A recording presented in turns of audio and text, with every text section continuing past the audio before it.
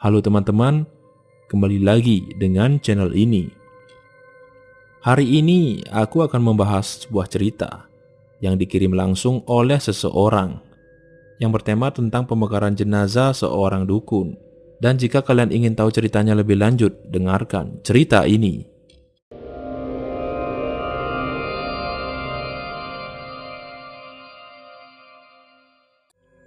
Bali, sekitaran tahun 2019 di bulan ke-10. Suasana yang tampak padat akan banyaknya upacara ngaben pada saat itu.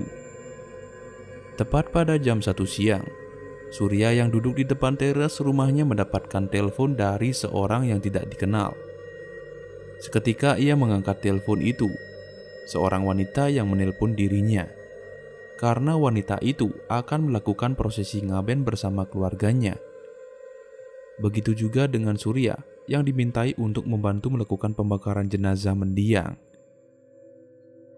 Surya mendapatkan job tersebut jauh-jauh hari yang berjarak 1 minggu sebelum berlangsungnya upacara tersebut saat nanti. Wanita itu bernama Windy. Ia memberitahu identitasnya saat ditelepon. Surya dimintai untuk bersedia melakukan pembakaran jenazah mendiang yang merupakan ayahnya yang meninggal karena sakit. Pemuda ini memang dikenal sebagai tukang kompor jenazah. Pekerjaan ini sudah ia geluti sejak tamat SMA, yang diajarkan langsung oleh pamannya. Ataupun bisa terbilang Surya meneruskan pekerjaan pamannya, karena pamannya itu sudah tiada sejak 2 tahun yang lalu. Saat itu Surya bukan hanya mendapatkan panggilan dari Windy saja, melainkan ia sangat banyak mendapatkan pekerjaan untuk membakar jenazah di upacara ngaben di beberapa tempat. Memang bisa dibilang ketika itu adalah hari baiknya agama Hindu di Bali. Biasanya, di hari baik ini bisa disebut dengan Dewase. Dan masyarakat di Bali tentu akan dapat melakukan upacara yatnya tertentu. Hari demi hari berlalu, tepat saat itu adalah hari Minggu. Surya pun mulai menyiapkan beberapa alatnya berupa tabung gas, selang dan juga kompor, yang berbentuk seperti besi memanjang dan juga beberapa alat lainnya. Dia mengajak 2 orang rekan temannya yang memang sering membantunya untuk melakukan pekerjaan tersebut. Suara mobil pun sudah berbunyi. Teman Surya yang bernama Eri dan Deki sudah mulai mengangkut alat-alat tersebut untuk dibawa ke dalam mobil. Kebetulan mereka membawa mobil pickup yang biasanya digunakan untuk bekerja dan mengangkut alat-alatnya. Jarak tempuh saat itu bisa terbilang lumayan jauh dari posisi Surya hingga sampai ke lokasi. Karena letak rumah Surya di daerah Badung, Bali. Surya juga belum pernah mendengar nama dusun maupun desa dari Windy. Namun Windy mengatakan bahwa ia akan mengirimkan lokasi melalui Google Maps. Surya, Eri dan juga Deki sudah mulai berangkat. Mereka berangkat sangat awal tepat pada jam 9 pagi. Karena acara mulai pada saat jam 12 siang. Pada saat itu mereka pun sudah sampai. Mereka tiba di kuburan desa tersebut yang berada di timur Pulau Bali. Eri dan juga Deki mulai menurunkan beberapa alat guna untuk disiapkan. Mereka mulai memasang selang kompor, begitu juga alat lainnya. Pemasangan dilakukan dengan teliti mengingat bila terjadi kesalahan, maka risiko akan sangat besar. Surya yang saat itu sudah bersama beberapa keluarga mendiang yang terlebih dahulu tiba di kuburan untuk menyiapkan sarana upakara. Surya juga membantu teman-temannya untuk menyiapkan alat-alat dengan memasang selang itu pada tabung minyak yang ukurannya sangat besar. Kemudian selang kompor yang berisikan besi mulai diletakkan di pemuunan yang merupakan tempat nantinya jenazah akan dibakar. Ketika jam sudah menunjukkan pukul 12 siang kurang seperempat, terlihat iringan badai sudah mulai berjalan menuju ke kuburan. Hal ini bisa dilihat lantaran kuburan tersebut dikelilingi oleh sawah yang luas. Maka dari itu mereka secara gampang melihat bangunan pengusung jenazah itu diarak menuju ke kuburan. Sembari menunggu jenazah tiba di kuburan, Surya dan juga kedua temannya mencari tempat teduh untuk istirahat sementara. Karena cuacanya sangatlah panas. Namun beberapa menit kemudian, badai atau bisa dikenal dengan wadah jenazah sudah tiba di kuburan. Suara riuh pun terdengar dari gamelan belaganjur dan juga masyarakat yang mengarak badai itu. Kemudian mereka pun mulai berputar, mengitari tempat di mana jenazah itu akan diletakkan.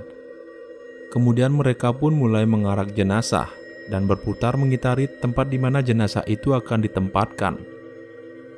Saat jenazah sudah diletakkan di tempat tersebut, para masyarakat begitu juga keluarganya berdatangan untuk membuka kain yang membungkusi jenazah itu.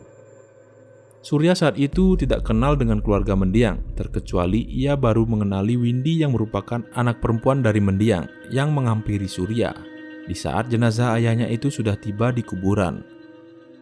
"Maaf Pak, saya yang menelpon Bapak 1 minggu yang lalu," ujar Windy sembari menatap Surya.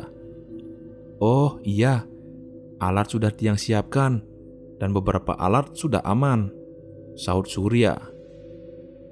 Beberapa keluarga dan juga masyarakat mulai berdatangan ke jenazah mendiang dan memberikan beberapa kuangen yang berisikan uang yang sudah diletakkan di tempat tersebut. Cuaca saat itu sangatlah panas dan membuat mereka tidak berlama-lama menghampiri jenazah mendiang. Ketika sudah tidak ada lagi orang menghampiri mendiang dan memberikan sarana tersebut, dengan cepat Surya, Deki, dan Eri mulai akan menghidupkan kompor gas. Namun bukannya api itu keluar, malah tersendat-sendat. Surya yang saat itu sedang berada di belakang selang kebingungan mengapa api tidak mau keluar seperti biasanya. Surya meminta Eri untuk mematikan mesin sementara, lalu meminta ia untuk menghidupkan kembali.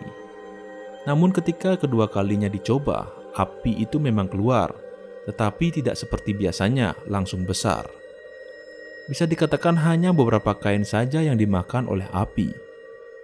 Kebetulan kain itu berada di atas jenazah. Karena Surya tidak mau acara ini berlangsung lama, jadi ia pun akan mengecek tabung gas minyaknya. Ketika ia membalikan badan, ia tidak sengaja melihat selang kompor yang membentang dari tabung ke kompor diduduki oleh sosok menyeramkan dengan rupa yang pendek dan gundul. Lalu matanya terlihat merah. Sosok itu terlihat samar-samar dan menghilang saat Surya berkedip.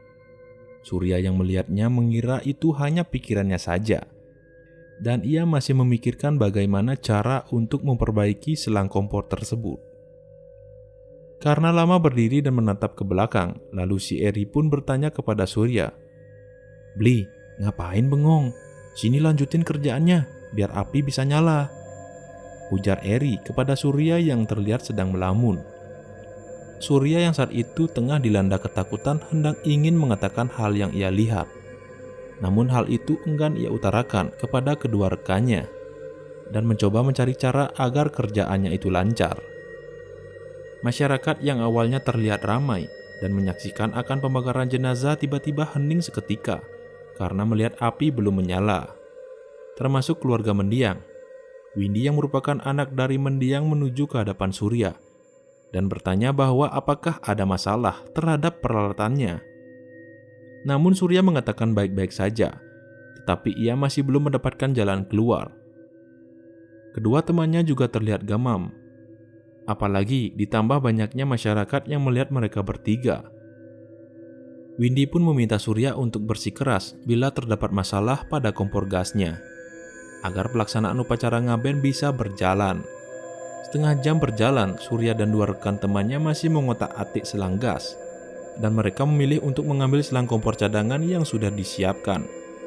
Namun, anehnya, selang kompor cadangan yang dipasangkannya tampaknya juga bermasalah. Surya tambah bingung, begitu juga Windy yang terlihat sangat kecewa dari raut wajahnya. Tidak memiliki cara lain, Surya pun ingin menghubungi rekan pamannya yang mungkin memiliki selang baru, agar bisa dibawakan ke kuburan tersebut. Namun di sisi lain ia juga berpikir jika itu ia lakukan maka akan memperlambat proses pembakaran. Mau tidak mau Surya harus mengatakan sejujurnya. Dan baru kali ini ia mengalami kejadian yang tidak bisa dipungkiri. Namun ketika Surya ingin melepas selang itu kembali, tiba-tiba bahu Surya terasa seperti ada yang menepuk.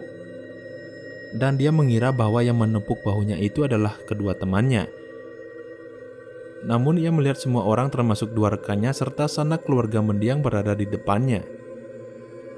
Saat Surya melihat ke belakang, ia dikagetkan dengan sosok arwah jenazah mendiang yang berada tepat di belakangnya, sembari ia ditunggangi oleh beberapa anak kecil tanpa rambut alias gundul, seperti sosok yang ia lihat duduk di selang kompornya.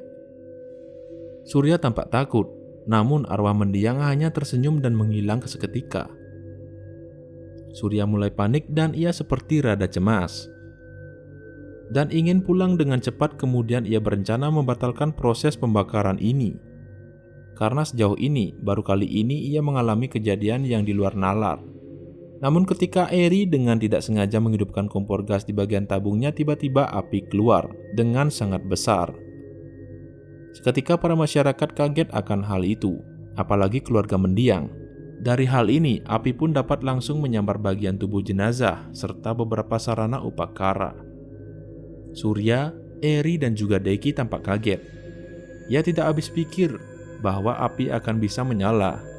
Dan Surya mengira bahwa selang kompornya rusak, namun di sisi lain ia merasa mungkin karena ia ditemui oleh sosok arwah mendiang. Jadi karena itu api itu bisa menyala. Tetapi menurutnya itu tidak mungkin. Namun ia masih menaruh kecurigaannya terhadap selang kompor yang bermasalah.